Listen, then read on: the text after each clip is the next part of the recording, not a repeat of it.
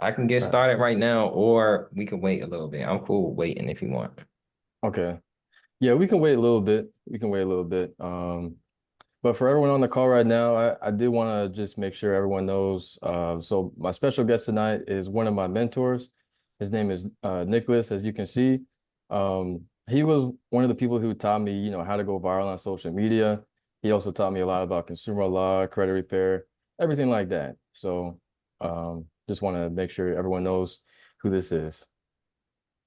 Thank you, man. I'm Yeah. actually humbled, just to give it back to my guy, Brian.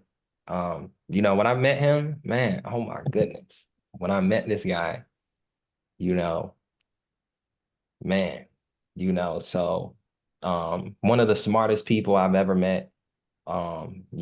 He's exactly what his name is, logical, you know, and he's just really fun to be around. He's a brother and a trailblazer, you know, so the fact that you guys are even like on this call today, number one, you guys are serious.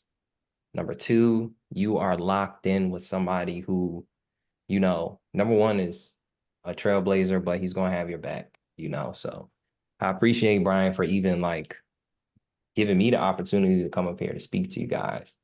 Yeah, So I'm blessed and I'm definitely. honored, Brian, So I definitely gotta appreciate you, man. Of Thank you. Thank you. I appreciate it.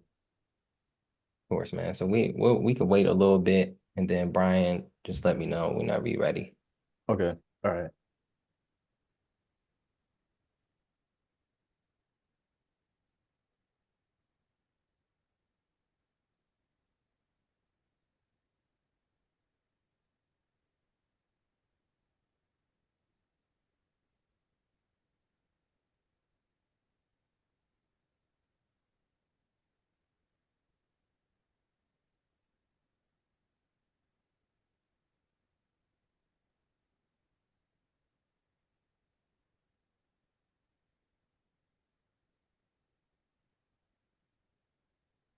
Okay, yeah, I think we can get started now.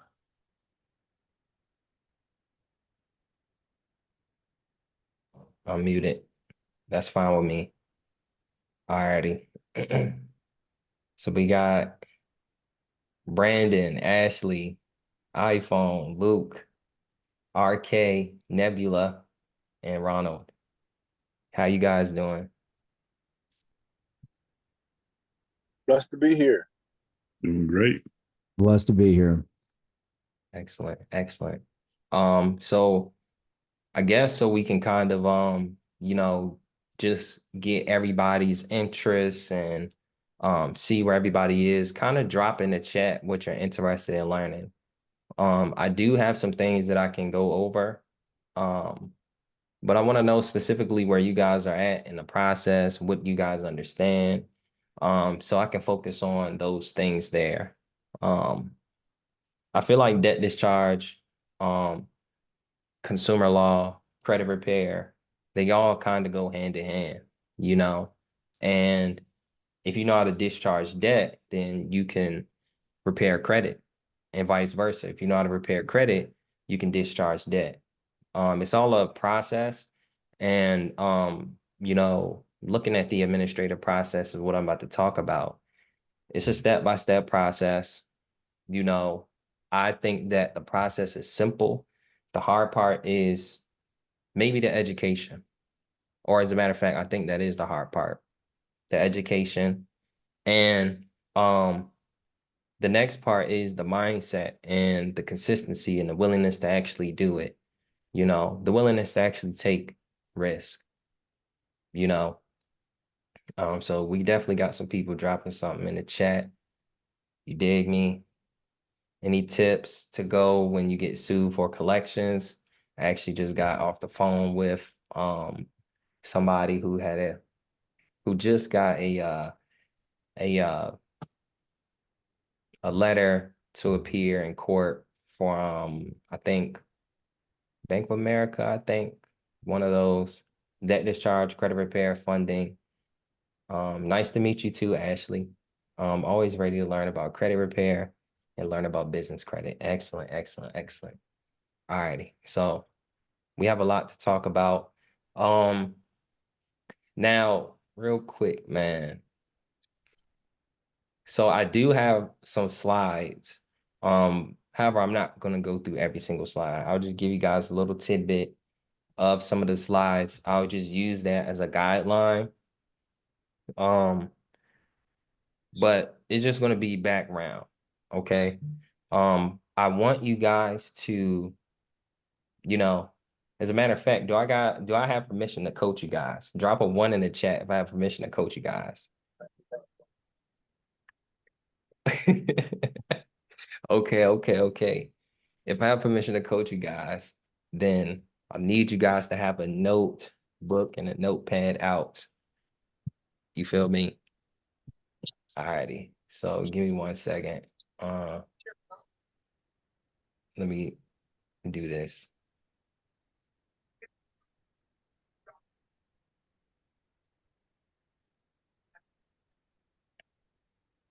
Alrighty, bet. Has anybody ever seen me on Instagram or social media before? Drop a 2 in the chat if you have, just so I know. Give me 1 second. If not, good, because we about to really dive into a lot. You guys are about to be in for a treat. Give me 1 second. How do I make this big? Okay. Let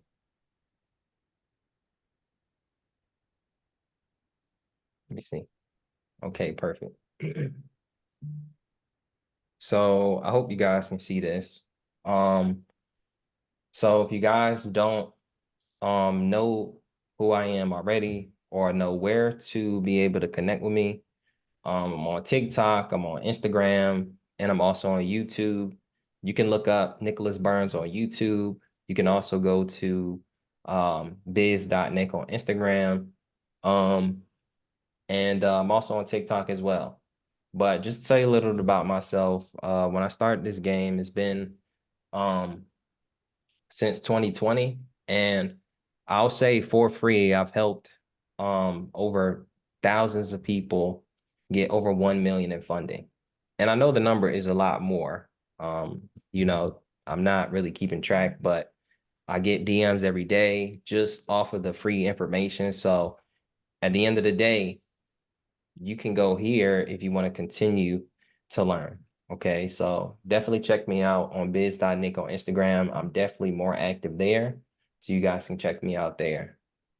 Now, we don't have to worry about this. I'm not going to take you guys through this whole spiel, but I'm definitely going to talk about credit. I'm definitely going to talk about how to discharge your debt ethically, and I'm definitely going to talk about how to get up to 250K in funding. Okay. Now, before we dive into this, I love to just go over a couple of agreements, man. Number one, I'm making a conscious effort not to share big numbers. Okay? There we go. Hype or even results of others and be completely transparent. I want you guys to be active, respond to me, take notes, and be mentally prepared to take action. And this is also going to be a conversation about credit and consumer law, and results can vary. This is not a perfect world. Okay. Everybody is different. And so what we're going to talk about really is going to be not only the information, but the mentality you should have before you even dive into this stuff. Okay. And number 4, we don't have to worry about that agreement, but I do have an opportunity. Okay. So if you do want to learn more about this, you do want to continue working with me, I do have an opportunity. And, it will be separate from Brian. So it won't step on his toes at all. And it'll actually help and enhance that. Okay. So we don't have to worry about that. Well, essentially, we could take an hour. It really depends on the questions, and I'm not going to use this whole slide. I'm going to be jumping around and going online and searching things up. So here's just one of my testimonials. Collections, that's something that's very easy to get off. This is one of my clients, Brianna. She was able to remove a collection and she got 100 points removed off her credit report. I mean, or not removed, but added onto her credit report because she removed that collection. And we'll talk about, how to use a debt validation letter and the proper administrative process so that you can send it to collection agencies. And, we can talk about like how you want to respond to the credit bureaus as well. But in my opinion, I think collections are easy, you know. Write down debt validation. Debt validation is a simple way to be able to remove collections. Okay. But this is her just saying, hey, I'm just so excited for that. Blah, blah, blah. We don't have to worry about that. I do want to talk about this. Okay. This training is not for you if you're just looking for quick cash. Okay. The debt discharge process typically takes around 60 to 90 days minimum. Okay. It's not something that'll happen in 30 days. There's no, there's no loopholes that is consistent enough that you could like bank on it. What I'm about to teach you is the process that I believe that you should be doing, you know. Yeah, you can do loopholes and jump here, there, left, and right, but if you understand how to do what I'm about to teach you, then you'll pretty much be good. Okay. Yes, it takes time, but if you're having long-term thinking, you're not just thinking, oh, I'm just going to continue to keep trying to rinse and repeat this process, then this may not be for you. Because think about it. Why would you want to keep rinse and repeat in a 60 to 90-day process? All right. So this will take 60 to 90 days minimum. Minimum. All right. You're not trying to do any real work, just have someone do it for you. Reality is, unless you are going to get a lawyer, unless you're going to go to fairshake.com, which I can talk about, no one's really going to do it for you.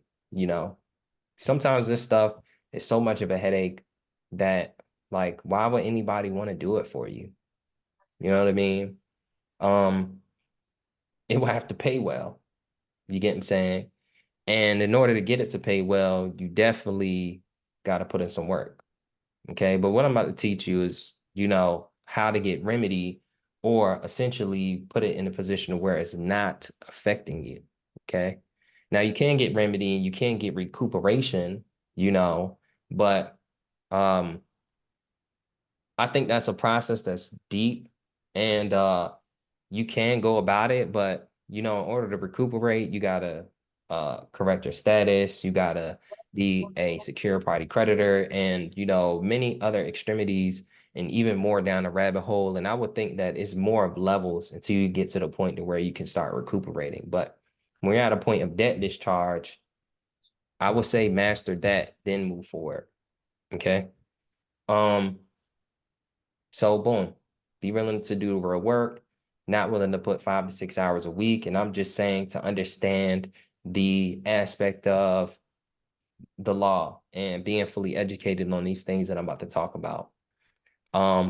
I say you don't have at least 1,000 to invest in yourself. This is kind of irrelevant. This is typically from one of my talks that I do on Fridays.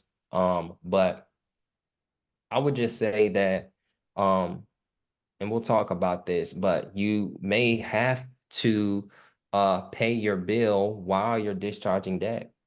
You got to think long term.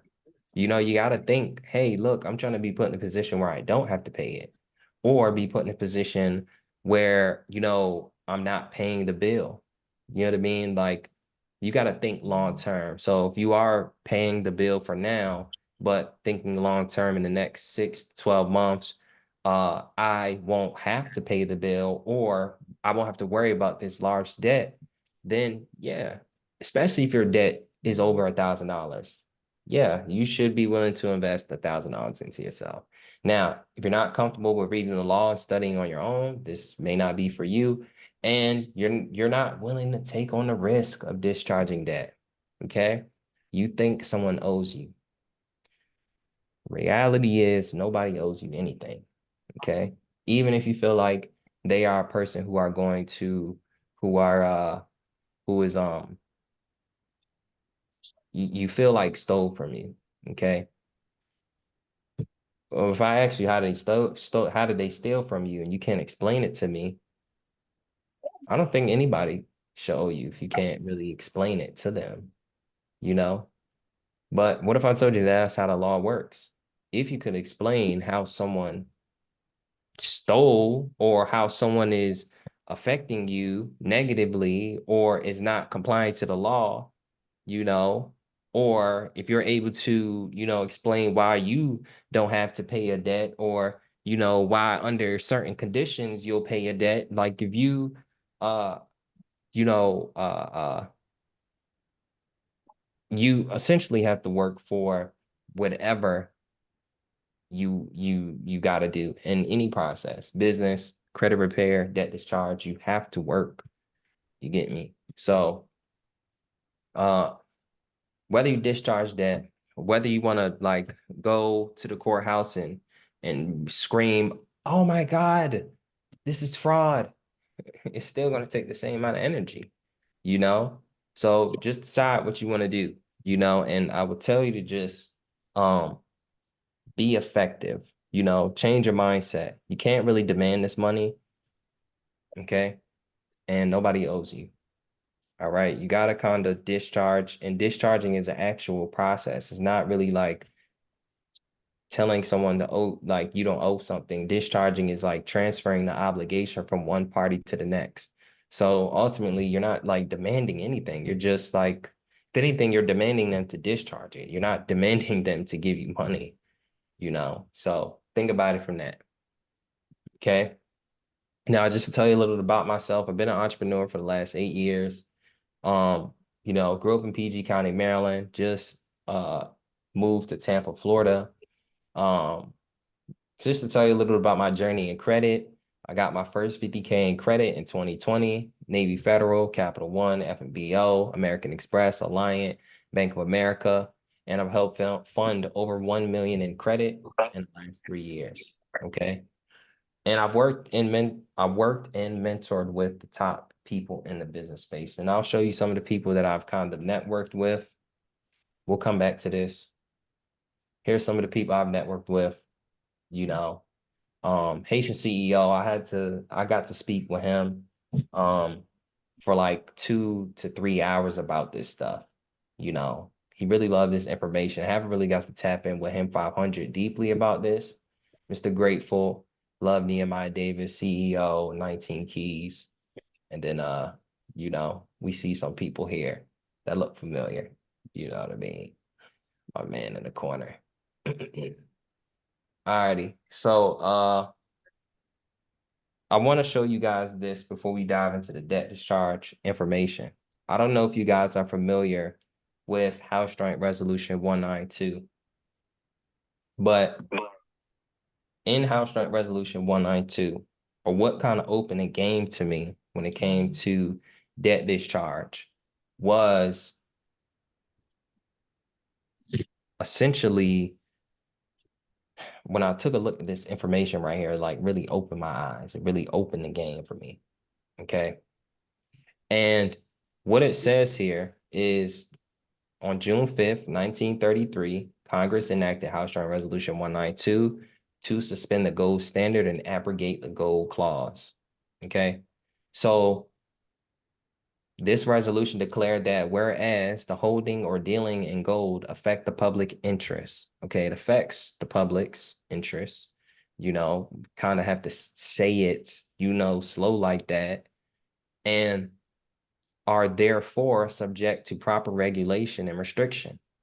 And whereas the existing emergency has disclosed that the provisions of obligations which purport to give the obligee a right to require payment in gold or a particular kind of coin or currency are inconsistent with the declared policy of Congress in the payment of debts. Okay, we're gonna actually open this up even deeper, but another thing I want to mention to you, what stuck out to me was that they put this in this act as well. And this act is printed. This act is, an actual document. Okay, this document is in you can find this PDF online. You can look up House Joint Resolution 192 online. Okay. and maybe we'll pull it up, you know. But this resolution declared that any obligation requiring payment in gold or a particular kind of coin or currency or in an amount in money policy and every obligation herefore or hereafter incurred shall be discharged upon payment dollar for dollar in any coin or currency, which at the time of payment is legal tender for public and private debts. You dig me? So that's one. Okay. Maybe take a picture, maybe read that a couple of times. But then this is the next part that you really cannot deny. Okay. House Joint Resolution 192 prohibits payment of debt and substitutes in its place a discharge of an obligation. Okay. Now, I show you guys this just to empower you to that this is it gets deep. This is something that was written in 1933. So I show you guys this to empower you. Okay. I don't show you guys this as a way to, you know, write this on a note and send it to the company and expect them to discharge your debt. No, I say this so that you can understand that this is possible. Okay. And this is just a piece of the puzzle. Okay. This is just more understanding. All right. The letters that I'll show you, you know, we mentioned that House Joint Resolution 192, but we don't like, you know, that's not the main premise. Okay. You know, so many ways that, you know, companies can go around that. You know what I mean? So it's really for you. All right. It's really for your understanding. Okay. Because the biggest thing you'll need is belief. Okay. A lot of times people go into things and, you know, like don't believe in it or don't believe that they can actually do it. And like that energy, you know, reflects. Okay. That energy reflects in life. Okay. 1 second.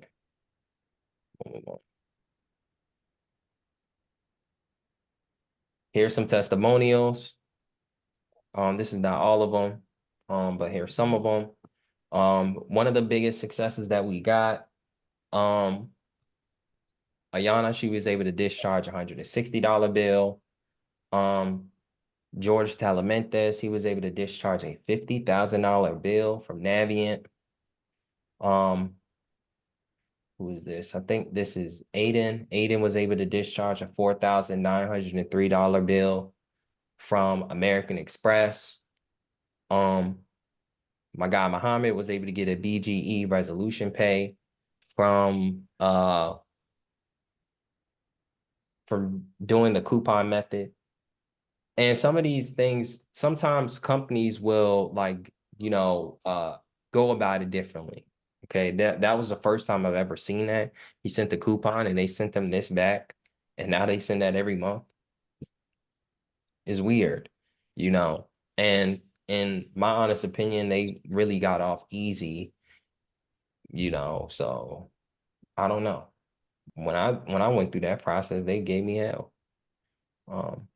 But if you're ready to get those type of results, now if you're trying to get those type of results, drop. Let me see. I'm ready in the chat. Let me see. Let me see who's here. Trying to discharge debt. Trying to have more understanding. Okay. We got Brandon, Luke, Ronald. Excellent, excellent, excellent. So before we dive into this stuff, man, you know, and I really am talking about the mindset because the mindset is very key. Okay. And then we'll discuss the information because I go into this information and if I just jump into the information, people don't take advantage of it. People don't take notes. People don't understand the value of this stuff. So giving you guys the mindset is going to be important. Okay. Don't go into this with the wrong mindset. So here are some hard truths before you dive into discharging debt. And to be honest, man, before you dive into anything business-wise, anything credit-wise, okay? Number one, you got to have delayed gratification, okay? If you are not willing to wait for it, then it's probably not worth it. Okay. It's probably not for you. Okay. You probably need to go and do some soul searching. Okay. Because if it's something that you need right now, if you think of the law of attraction, it doesn't really work like that. And I'll tell you, this is the wrong thing to want instant gratification for, because it takes too much work and time in order for you to get the big results. Okay. And it's not that it takes actual like time that you're going to spend so much time doing this. It's just the process. You can't really do nothing about a company having 30 days to respond. Okay. You can't do anything about that. I mean, you can enforce in a letter, hey, you have 14 days to respond. Okay. You can do that. Hold on, I hear somebody's mic. I'm gonna just mute real quick. All righty, bet. So you can, usually the first day, the first letter, you got to give them 21 days, and we'll talk about that. Um, so delayed gratification is just like cooking food in the microwave versus the oven. All right. Make sure you are okay with that. Number two, consistent effort. And it could be consistently reviewing the information, consistently tapping in with Brian. School community, it could be watching the course content, it could be attending seminars, watching YouTube videos on it. Okay. Or it could be, every single month, you're keeping track of every 30 days, every 21 days that they send a letter. Okay.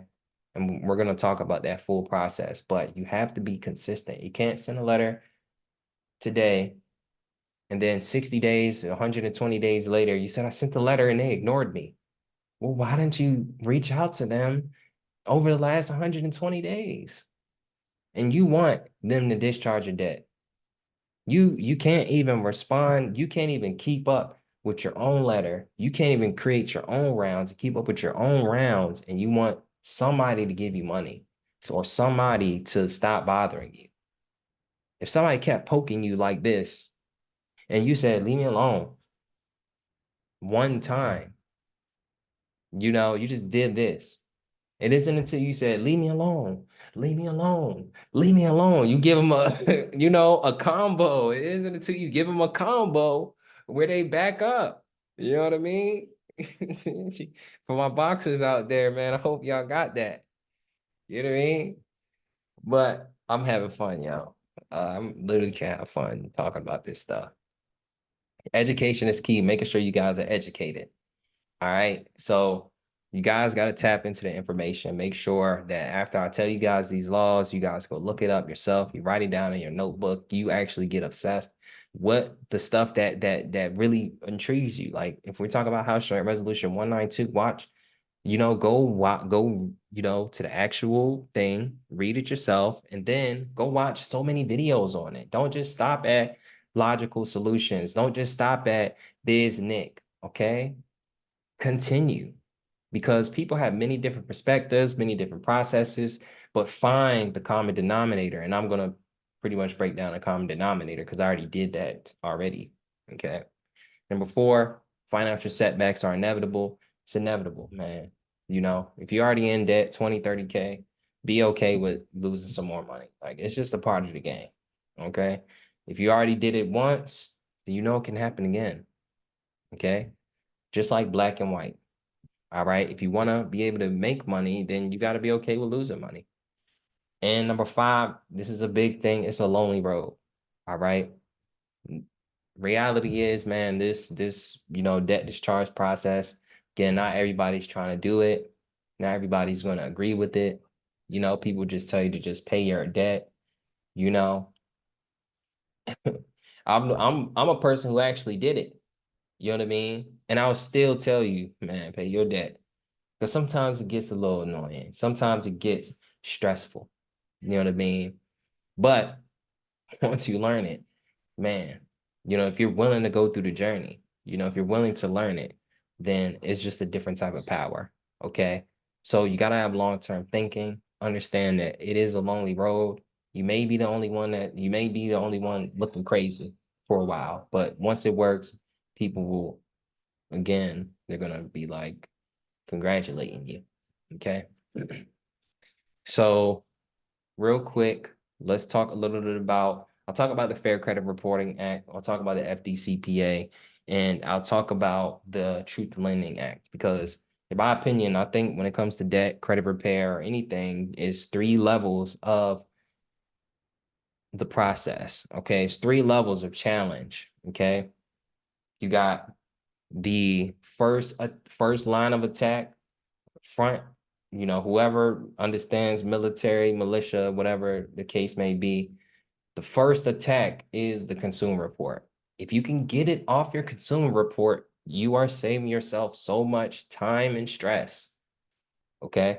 If you can get it off your credit report, you won't have to worry really about discharging the debt. Because to put it in perspective, what is inherently, why do we want to discharge our debt? Okay. Like, is it because we really want to fulfill that obligation? Or is it because it's on our credit report? You get what I'm saying?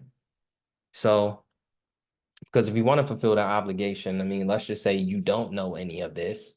Somebody loaned you 10K and you went and you spent it on a vacation, and now you're spending the next 12, and now you're spending the next 10 years paying off the 10,000.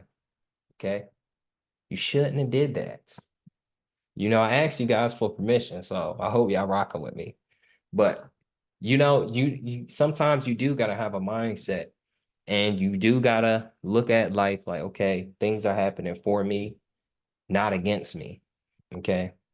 And when I put myself in a position, I'm gonna do things better. I know better, and I'm gonna do things better. All right. Um, so Fair Credit Reporting Act. The biggest aspect of the Fair Credit Reporting Act is, I mean, you can challenge any and all information on your credit report. Okay. It doesn't matter. You know, you can challenge your name, your address, you can challenge an account that's positive, you can challenge an account that's negative. You dig me? You can challenge an inquiry, you can challenge a collection, a charge off, and they have to prove that it's real information. And proving it's real information is not just a letter saying verified. Okay. Proving it's real information is not them just sending you a bill. Okay. Proving it's real information, at the very least, is sending me a contract. At the very least, is sending me a contract. But after you send me the contract, I have to, now I can challenge whether that contract was actually a real contract. Okay. So now I can ask you, where did you get that information? Okay. Because now if you tell on the person, now they are held liable for giving a third party information without my consent, without my written consent. Okay. And this is all in the Fair Credit Reporting Act. It breaks down how to communicate with credit bureaus. It breaks down the process. And I recommend anybody to dive into the Fair Credit Reporting Act. It also talks about fairness and accuracy. Okay. Accuracy being the measurement of value. Whether something is valuable is what accuracy means, but they'll tell you that it means right or wrong. That is not the case. Okay. Right or wrong? No. All right. But what they can, what accuracy generally means, back to what I said, just the measurement of value, you are the one that determines that. So essentially, anything on your credit report could inherently be valuable or not valuable. Okay. So let's just say we talk about a charge off. A charge off can't be valuable to you if it's negatively impacting you. So that isn't something that is measurably valuable to me. So it's not accurate. Okay. So when you're asking for accuracy, you're really asking them to investigate that. Okay. But let's just say you're investigating right or wrong. We go back to the proof of claim and providing a contract and then challenging whether the contract is valid. You dig me? So now I hope y'all taking notes.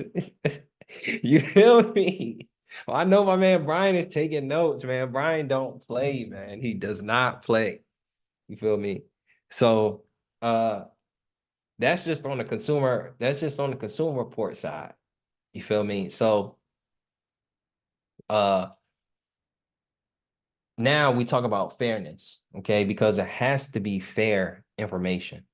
You know, it has to be a fair type of situation. And in the Constitution or Congress doesn't want any business to have an unjust advantage over you, or that's what fairness means. So when now you're checking for the fairness, you're checking whether, you have or have not or have a unjust advantage over me. So I'm asking you to investigate that. Well, now, if I'm asking you to investigate the accuracy, whether or not it is something that is valuable to me, and you investigate that it's not valuable to me, and now that's something that is not advantageous to me. Okay, it's actually something that is to my detriment. Okay, so why do you report it? Why are you reporting it? Oh, because we make money off of your detriment. Dang, well, that doesn't sound fair at all. Can you remove that?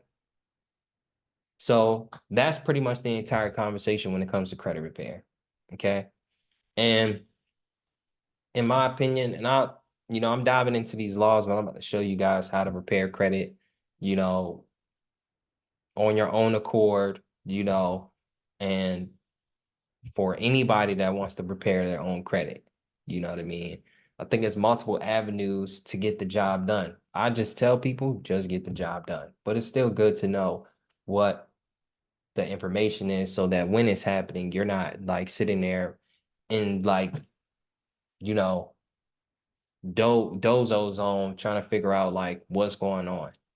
Okay. And specifically for the Fair Credit Reporting Act, let me see something. Let me see something real quick. FCRA. I want to show you guys something. Can you guys see this screen still? I hope it's showing it and not just the Canva. Let me do this. No, we see your Google search. Okay, perfect, perfect. Oh, hold on. Whoever said that, man, that make me don't want to go to my history or something, man. It's like, no, I'm playing with you. Alrighty, so the FCRA.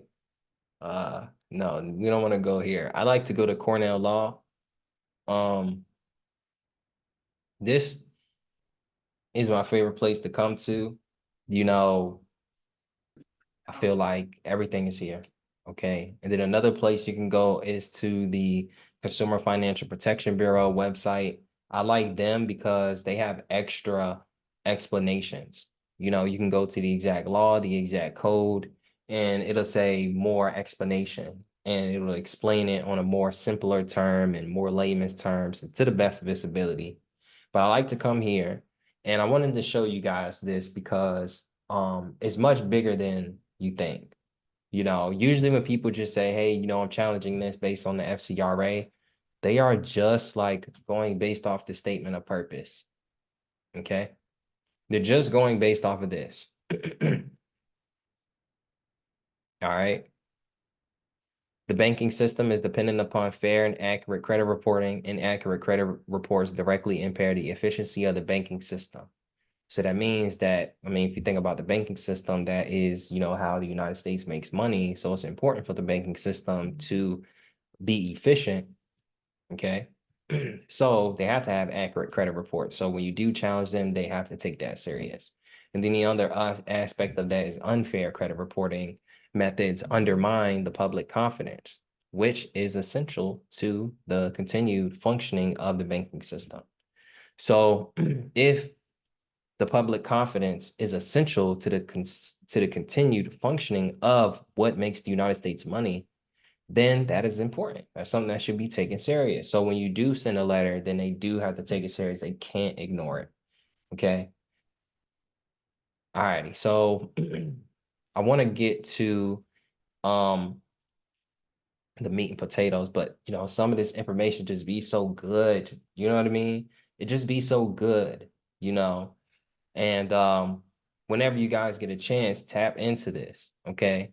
Definitions and rules of constructions. It's going to outline the definitions, person, right? This is going to be recorded. So I already know Brian's going to put this in the school community. Person means any individual, partnership, corporation, trust, estate. Consumer means an individual. That's very key, right? That there's a difference in, definitions, but they could inherently mean the same thing, under different cases. I mean, different things under different cases. What a consumer report is, exclusions. Did someone say something about like a charge off? I don't know if someone said something about a charge off. Um, Charge offs, where is it at? Exclusions. So it says what a consumer report is, and it says what should be excluded. You know what I mean? And it says the term consumer report does not include. That's what exclusions mean. Okay. It says report containing information solely as to transactions or experiences between the consumer and the person making the report. Okay. So when we talk about transactions or experiences, we're also talking about utilization. We are also talking about late payments. You know what I mean? So that's 15 USC 1681A. And let's just say you wanted to throw that in your credit repair argument. You could say, hey, you're reporting information that should be excluded, so technically it's not accurate, you know. So if you have a late payment on there, you're putting information about a late payment, that's giving information about a transaction, you know. So yeah, definitely dive in and look at this yourself. I don't want to, I could really, man, I could have a whole session about this, and I do talk a lot about these laws. But we won't dive into that. So the Fair Debt Collection Practices Act, how I can be able to dive into the Fair Debt Collections and fair, the the FCRA, how I can dive into that. It's the same way with the Fair Debt Collection Practices Act. And people ask me, how are you able to discharge debt? How are you able to get results? It's because like I really took the education serious. I really read this stuff, like 15 USC 1692-1692P is A, B, C, D, E, F, G, H, I, J, K, L, M, N, O, P. However many letters that is, that's how many sections you got to read.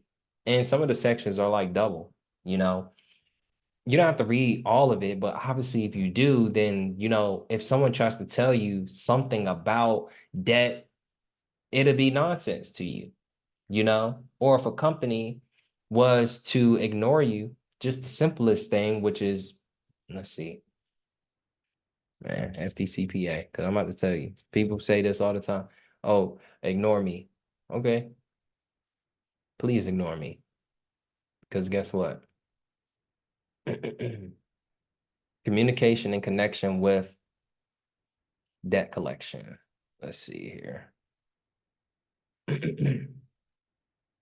Without prior consent of the consumer given directly. Let's see where I can find it. Cease of communication. Give me 1 second. Let me see if I find it. Okay, that's not where I want to find it. But this talks about the communication, how to properly communicate, and how to properly cease communication. You get what I'm saying? So that's one thing. People say, oh, it doesn't show me how to do it, or it doesn't tell me how to do it in the law, Let me see here. Oh, it talks about validation of debts. It says within 5 days within the initial communication with the consumer in connection with A debt collector shall, unless the following information is contained in the initial communication or the consumer has paid the debt, send the consumer a written notice containing the amount of the debt, the name of the creditor whom the debt is owed, a statement that unless the consumer within 30 days after the receipt of the notice disputes the validity of the debt, any portion thereof. This is what the debt should say. Disputed debts, if a consumer notifies the debt collector in writing within 30-day period described in subsection that the debt or any portion is disputed, or that the consumer requests the name and address of the original creditor, the debt collector shall cease collection of the debt or any portion thereof until the debt collector obtains verification. Okay. Some people say, well, they still sending me the bill. Okay. If you read this, all you got to do is just say 15 USC 1692G, validation of debts. You are literally violating the disputed debts, the fact that you're supposed to cease collection. If you read this stuff, it just, you know what I mean? It becomes, man, you know what I mean? Oh my goodness. I really hope y'all catching on to this stuff here because it's right here. It tells you when the debt collector obtains verification of the debt or a copy of the judgment, it tells you everything that they should be providing here. Collection activities, communications that do not otherwise violate this subchapter may continue. Okay. So again, it should not violate this stuff. It should only be anything in regarding to the letter that you sent. Okay. Let me see here.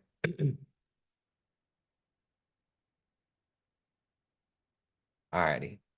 So that's just validation of debts. I'm trying to see the part where civil liability, legal action, furnish deceptive forms, administrative enforcement. Let me see here. No, it's not here. Maybe it's under civil liability. Well, long story short, what civil liability means is any debt collector who fails to comply with any provision of this subchapter. So when people ask, well, what is a violation? Well, if they fail to comply, then they are civilly liable for it. So whatever this specific section tells them to do, in whatever case it is, they must do. And if they're not, then that's a violation. Okay. What are you violating? You're violating, you're providing false and misleading information, or if I'm asking you for information, you're not disclosing it. That's also false and misleading. That's also unfair practice. It's also you not validating the debt or validating the information. So that's on the debt side. All right. So there's that. And then the next level is the Truth in Lending Act. Okay. So this is when we really get into discharging. Okay. When the FDCPA to challenging or the FCRA's, the credit report FDCPA is the FDCPA is for debt. I would say this works very key for collections. This works very key for charge-offs. This can work very key for, many debts. Okay.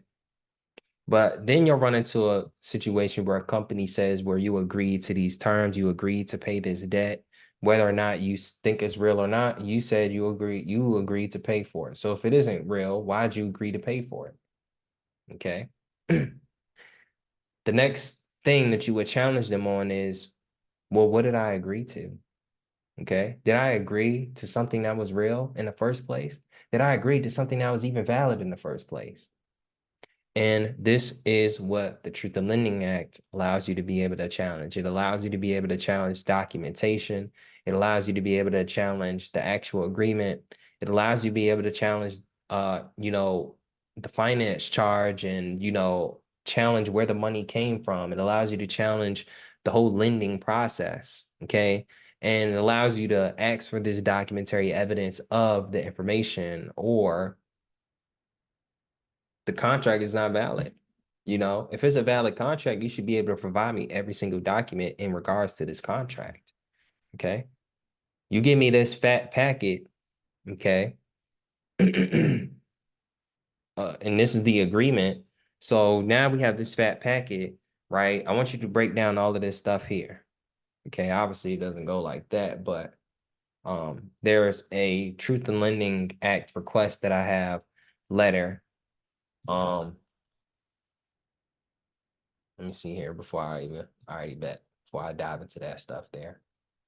There's a Truth in Lending Act request letter that I have. See if I can find it here. Boom.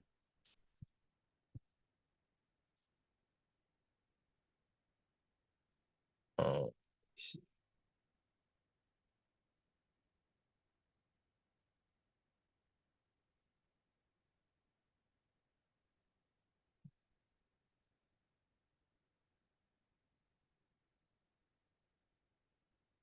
perfect. Truth in Lending. So I can get through these.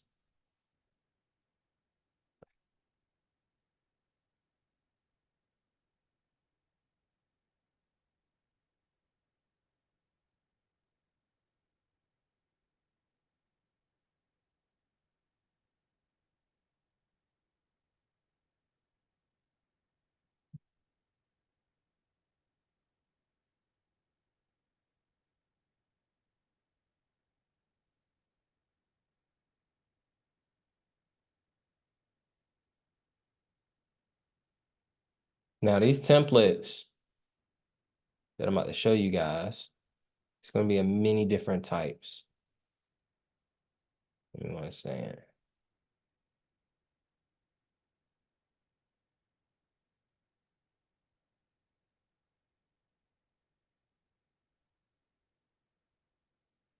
That. Don't want this one too. Second presentment. Do I want to go over the second presentment? Yes, I do. That's going to be important. Download that too. Actually, I won't even do that. I'm gonna just keep it like this. So, so the Truth in Lending, I have this letter here, okay? And essentially in this letter, and this is a part of my complete debt guide, essentially in this letter here we go, find some, zoom it out, okay? And I'm just gonna give you guys a tidbit because I don't, this is a pretty expansive letter because you are challenging, and this is a mortgage letter in specific. So you really got to get this deep. You know, as you can see, the deeper the debt, the more you're going to have to get into your bag. Okay. So depending on what you are challenging, just know you're going to have to get in your bag depending on how much it is. All right. You're going to have to know more. You're going to have to, you know what I mean? Learn more. Okay. So Privacy Act and Truth in Lending Act requests also an affidavit and plain statement of facts. Okay. And I'm gonna try to go through this quick. Okay. I'm gonna go through all of this stuff at the top. Notice your failure to respond may result in acceptance of joint and several liability. Affiant sees no evidence to the contrary. Okay. You can put stuff like this in your letter, right? Make things clear. All right. If you have a template like this, and templates, you know, circulate throughout the internet. But if you ever get templates and stuff, definitely review and look at it and learn from it because you can gather a lot of information from it. And I'm about to show you guys. So here we go right here. Find a part.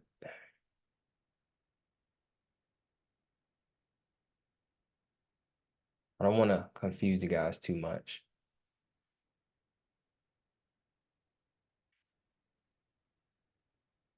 So I'll just paraphrase this part here. So essentially, it is now incumbent on you and my purported original lending institution successor. Essentially, I'm saying that, you know, you are not the creditor. And if you are the creditor, then, you know, prove it to me, you know.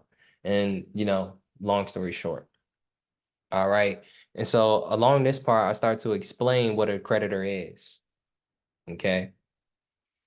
And how they aren't a creditor, providing definitions, providing case law, providing many different forms of resources in bringing up that information. Okay, so definitely it's, provide, have a full understanding. Okay. I even talk about my allegations and claims. I'm being clear and conspicuous. I'm the creditor. You are the debtor. You are not the creditor or an assignee. I am not the debtor in this matter. You are not the real party in interest. Okay. And the list can go on and on. Okay. And depending on your situation, if not, some of these could apply to you in your specific contract, and you'll definitely need to do full research and understanding of your specific contract. But most of these things are pretty universal here.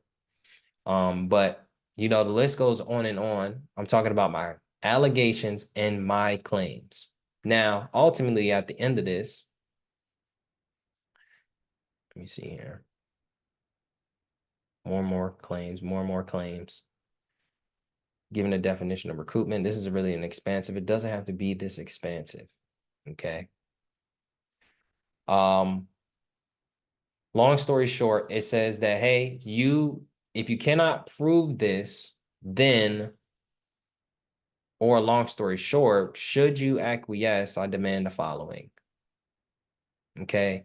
You return a genuine original promissory note, all money paid. Again, I would say this process gets even deeper and truly works if you are a fully secured party, but you can still use this to challenge your contract itself, challenge the debt itself, and using this as a resource to learn and understand this. The return of the deed of trust. I don't want to get too deep into this because it's a lot of information. But if you do want to gather this information here, then, just join the Skool community.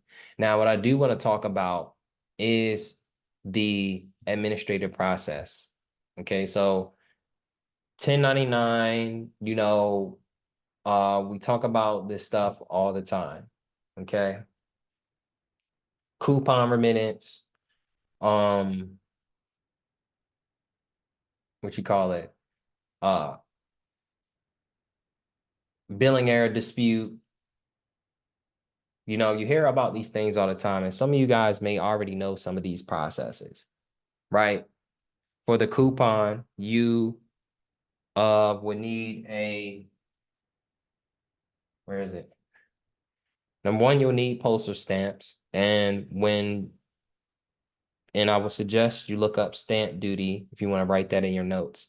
Stamp duty gives you the values to each stamp, and you can get the postal stamps behind the counter at the mailbox, or not the mailbox, but at the post office. So they have the forever stamps, 46 cents, whatever, but you can actually get 2-cent stamps, 5-cent stamps, 10-cent stamps.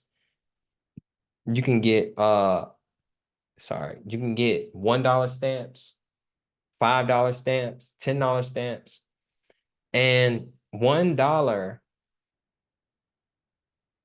or I'll say 5 cents is worth $100.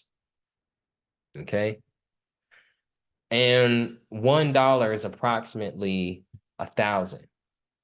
Okay, in debt, and when you are endorsing a coupon or when you're endorsing any type of instrument. Okay. So let's pull that up real quick.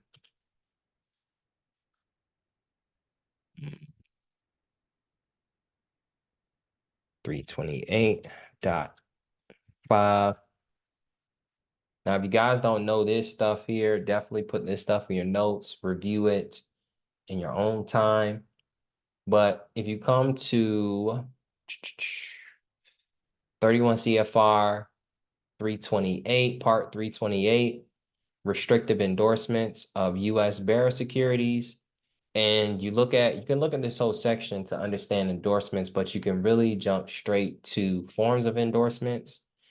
On your coupon, you want to make sure that you're using the proper endorsement. Okay. So generally it's this one at the top. Okay. But you have to adjust it and put, instead of the Federal Reserve Bank of the United States, then you'll just put the United States Treasury. Okay. And it explains that in the next section here. Okay. It says the endorsement must be imprinted on the left-hand portion.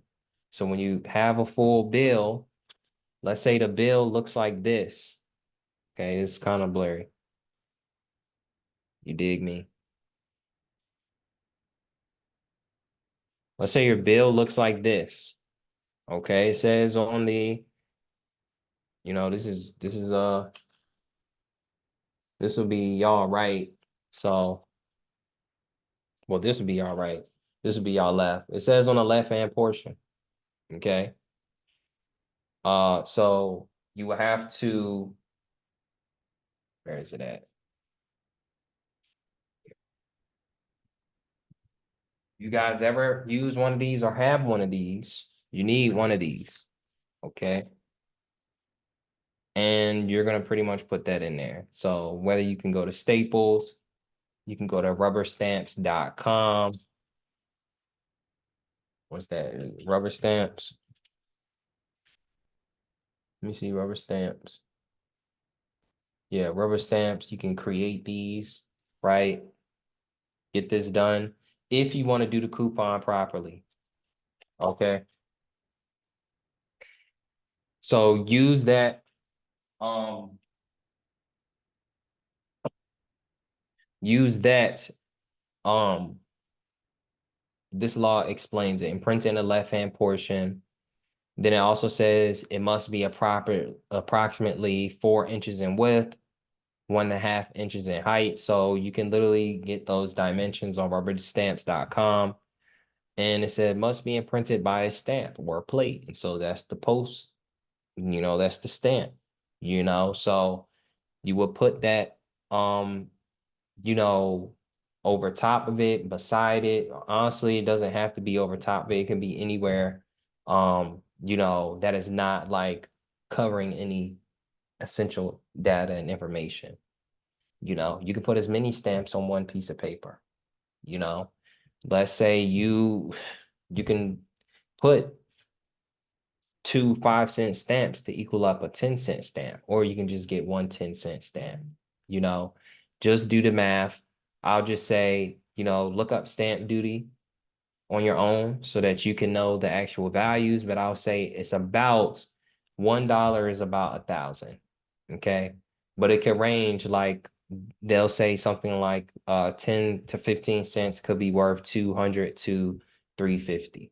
You know what I mean? So I would just say to look up stamp duty, put that in your notes. So that's the coupon. I feel like that's something to talk about. But the 1099A, 1099C, that's pretty much self-explanatory. You just fill it out on the e-file website. I know Brian has ebooks and guides that pretty much explain how to do that. Billing error dispute, you challenge them on the billing error. That's you using truth in lending. The promissory note, you can create your own promissory note. We won't talk about that. That's not really a process that I use. And then debt validation. Now, let's talk about the actual administrative process. And, I usually like to talk about this part because this is the most essential part of the debt discharge process. Because you can know how to do 1099. You can look at the templates and guides. You can look at the ebooks, all of that. But if you don't know how to communicate with the debt collector, if you don't understand, on top of not understanding the laws or knowing how to communicate it, then you're going to struggle and you're not going to discharge debt inherently. So the first thing that you have to understand when you're challenging a company, whether it's you're going to use truth in lending, whether you're going to challenge the consumer reporting agency, whether you're going to challenge the debt collector, you must make sure that you take them through this administrative process. You have to make sure you communicate them. And the first thing that communicate with them. Now, the first thing that you have to do is put them on notice. Okay. If you do a coupon, whether or not you feel like you did it the right way, man, it should just go through seamless. Send them a letter, move in honor, and say, hey, I took these steps and I would like you guys to have this reflect in my account. This is my performance for my bill. Okay. You doing this, number one, is you moving in good faith. Okay. And now, if it comes to a position where now they say you are not paying it and you're not moving in honor, they can't say that because you sent this to them and are assuming that this is the way to go according to the law. Now, what they'll possibly do is they'll say, oh, no, you can't do this. We don't accept it that way. And from that point, you can say, you know what? I'll accept what you say if you can prove it. Okay. And that's an offer. Okay. So a notice, then it turns into an offer. Okay. If you can prove what you just said, okay, or if you can prove that you're not a part of the jurisdiction, then okay, I won't use it. Okay. But these are my claims. This is why I can use it. Okay. And if you can prove how you don't fall into this, then yeah, you got it. All right. So that's essentially what like the first one or two letters are going to look like. You putting them on notice, kind of setting up and waiting for them to say, okay, dang, uh, you know, just kind of waiting for them to respond back so that you can give them your offer. Another offer is an unconditional offer saying, hey, I'll conditionally accept this offer if you can provide a proof of claim, or if you can show me the proof that this debt is real, or you can tell me where the money is being loaned from, or if you can provide these layers of documentary evidence, then I will pay the debt. Okay, then I'll pay the debt. So that's another way of an offer. Then we dive into, let's just say after that, typically by law, under the FDCPA, under the Treat the Lending Act, under the Consumer Reporting Agency, the FCRA, they have 30 days to respond. And if they don't respond in 30 days, they are violating your rights. They are not fulfilling their duty, okay? They are violating the subsection of the FDCPA, okay? What subsection? The subsection that talks about communication, okay? What's that, 15 USC 1692G? You get what I'm saying? It's that simple. This is why it's important for you to understand the law, read it on your own so that, again, you'll know when you're violated, because that's going to be the key. Okay.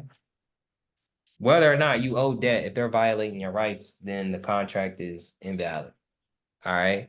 So if they don't respond in 30 days, or they don't provide the information that you asked them to provide in your unconditional offer, then that is an insufficient response. They are not performing. Okay. You just created a contract for them to perform and provide you the information that you asked for in regards to the contract that they're claiming you owe a debt. So now let's just say that they don't do that. So they don't perform properly. You then want to send them a second letter enforcing the first letter saying, hey, look, man, boom, I sent you a letter, sent you an unconditional offer. Okay. There was no conditions. All right. And I asked you to provide me some information. Maybe you missed it, but I'll give you a second chance. So here, can you provide me this, that, and the third? And if you can't provide me this, then case closed. Okay. I don't owe you any money. So if I break it down that simple and an actual human being is reading it, then it should be plain. It should be a different response. It shouldn't be no response, and it shouldn't be no pre-automated response, or it should be a non-response, or it shouldn't be a response not providing what I asked for. Okay. And if you don't provide me one thing, you're lying. You're trying to cheat me. You're trying to fraud me. Because why are you omitting information? And you can bring all of this up in court. Okay, that's why court, it's a double-edged sword. Okay. So this is why even if you feel like you are on the right, if you don't know how to prove it, then it doesn't matter. And then the default notice is essentially like my man that I spoke to earlier today. He said that they sent him a letter telling him to appear in court. Now they probably sent him 2 or 3 letters trying to get him to pay the bill. He didn't pay it. And by like 120 days or 180 days, they sent him a default notice. You do the same thing. Okay, you take a company and you have them default. If you sent them 2 or 3 letters and they don't respond or they keep playing the game with you, then you send them a default notice. Now, I won't sit here and say that this default notice is immediately going to end the game and they're going to get remedy, but the default notice is going to start turning some heads. The default notice can, once you get to the default, they know that you can take this to court. Okay. In that letter, you're going to be expressing, hey, look, man, I'll take you to court for this. Okay. I'll show you guys a little example. Here's a debt validation letter. You feel me? This is a more detailed version. As a matter of fact, I'll go to the one that's more simpler. This debt validation letter kind of breaks it down more simply. I would say you can write these in your own words. I would recommend them. But if you can't, definitely just kind of adjust it to your liking when you are using templates. But this says, please, typical letterhead, but it says, please note, this is not a refusal to pay off the account, but a notice sent per the Fair Debt Collection Practices Act, FDCPA, 15 U.S.C. 1692 G, Section 809. This notice states that your claim is disputed and validation of the account is required. This notice is not a request for verification of the account or proof of my mailing address, but a request for validation made pursuant to the FDCPA laws. That's all you got to say. If you're a debt collector, then you should know what is in compliance with the FDCPA. I shouldn't really have to dive into depth, but sometimes you do. I humbly request that your agency office sends me valid proof of claim that I am legally obligated to pay you. And this is just the tip of the iceberg. The amount you claim the respondent owes you, an explanation showing me how you have computed the amount, copies of any documents that prove I agreed to pay the alleged amount, the identity of the original creditor, confirmation that the account has not crossed the statute of limitations, evidence that you're a licensed debt collector, evidence of your license number and your registered agent. You feel me? I also like to inform you that in case your agency has reported this invalidated information to the credit bureaus, please remove them. Long story short, because it violates the FDCPA, the FCRA, defamation of character, use of my copyrighted material. I also like to further inform you that if any action is taken during the validation period, which is regarded as detrimental to any and all credit reports, then I will seek advice about initiating a potential lawsuit. This includes listing any information on my credit report that could be incorrect or invalidated, or confirming an account as correct when in fact there is no provided evidence that it is. You see, I am really getting to the point, okay? Also request that you provide, this is just adding, also request that you provide evidence that I must pay you anything other than an appropriate commercial paper should the debt be proven valid, because to my knowledge, the Congress provided the appropriate solution for me to settle my debts via the remedy in the House Joint Resolution 192. Just a little sauce, just a little game. You feel me? It's very simple. It's nothing crazy. If you actually read the FDCPA, you know what to put in a letter and you just kind of put a letter together. It doesn't have to look like this. It doesn't have to look like this detailed version either. This detailed version looks like something a lawyer would put together. Okay?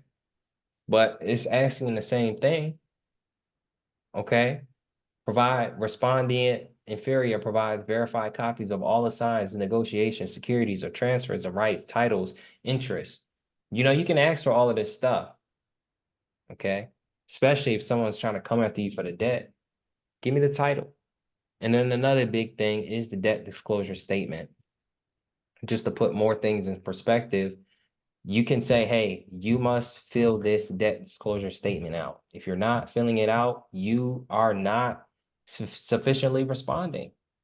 I demand you to fill out this debt disclosure statement. And if you have it laid out like this, where you have lines, you have a blank space for them, and you tell them to fill this out, they are required by law to do that. Okay? They are. Okay? The FDCPA says you can send them a debt disclosure statement, and they must fill it out.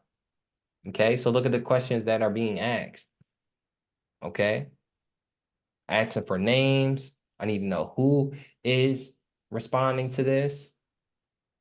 Okay? If a debt collector was not the original creditor, provide the name and address. Did the debt collector purchase alleged account from original creditor? See, these are questions that need to be answered. And if they don't answer one question, okay, then they are not proving anything. You know what I mean? And man, it could just get even crazier. It could get even deeper. You know what I mean? And this is just, you know, if you send this to a collection, this is for, I'm talking about some big debt. You send this to a collection agency, right? They're gonna tuck their tail between their legs. You know what I mean?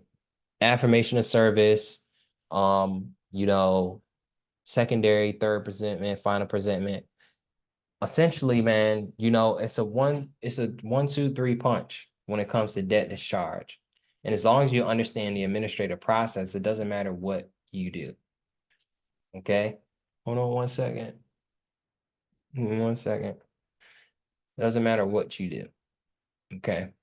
So the last step that I'll tell you is to go to distance. Okay.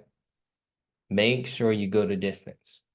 If you're going to write all these letters, if you're going to learn this information, make sure you take the company to court. What's it say? Must this be sent in the first 30 days of receiving the notice? It doesn't have to be sent.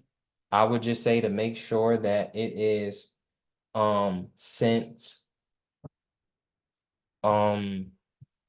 It doesn't have, I mean, you want to respond back to anybody in 30 days. But if you don't, they're probably going to send a second letter so you can respond to the second letter. I'll just say as long as you respond at any point in time, you're good. Okay, before you default, as long as you respond before you default, you're good. However, when you don't respond, you're kind of like putting yourself in more, you're acquiescing every time you don't respond. So yes. So send all your letters, certified, notarized, find defects in their presentments, file a claim with adr.org, and submit your documents. Okay. Let me see what else. All right, I don't want to talk about that, but we are getting a little bit late here, but I do want to open the floor for any questions. If it's a question you could type, I would much prefer that so I can hit everybody's question. Do you think you guys could do that? Drop the questions. Okay. Do you want to do a Q&A, Brian? Or is this good? Yeah, we can, but only if they have questions. If anyone has questions, y'all can unmute right now. Mhm. If not, then you know, we're gonna close this out. But don't forget to follow Nick on Instagram. You can also join his school community as well. He teaches all of this inside of that. I got So you, Brian. I'll pull everything up. perfect. You guys can see this? Let me see. I don't know. You guys can see this right now, running a special on the complete debt guide. I mean, everything that I talked about today isn't inherently in the complete debt guide. So it's 97 bucks, but if you use the code BIZ at checkout, it'll turn to 67 bucks. All right. Now, honestly, I feel like it's a steal, to be honest. Right. This is something that should cost 500 plus dollars, but because I'm in a different space in my life where I'm able to help people on a larger scale, be able to help people one-on-one, I'm putting this out there for you guys. And I want to be able to put this out there for Brian just to give back to his community. And just to show you guys what to expect in there. Not only this right here you'll get this entire course here. Okay. You get access to the community. You get the consumer law education. Okay, where I dive into each consumer law. You get the revamped complete debt guide. And you also get the complete debt guide that talks about 1099 and how to be able to remove debt using 1099 and how to be able to write these letters for the 1099, which is not specifically in the school, but is on the stand store. So you're getting even more information, even more resources. And I also have a full Dropbox, full Dropbox with all the resources and templates. So here's the link. If you guys want to tap in, definitely tap in. Or if you have any questions, shoot me a message on Instagram at biz.nick. And you can use code biz. Use code biz.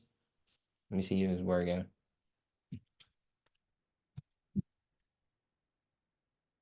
Okay, bet. And it takes 29 bucks off. All right. But thank you guys for tapping in. Brian, thank you, man, for having me. I had a lot of fun, being able to teach. I love teaching this. And shoot, man, let's continue, man. Let's continue, man. Thank you again. Yeah, no, I appreciate you for coming on and definitely sharing all the wisdom and knowledge that you have with consumer law and everything like that. Absolutely, man. Thanks a lot, man. Thank you, everybody. And peace. Enjoy the rest of your night. All right. Have a good one.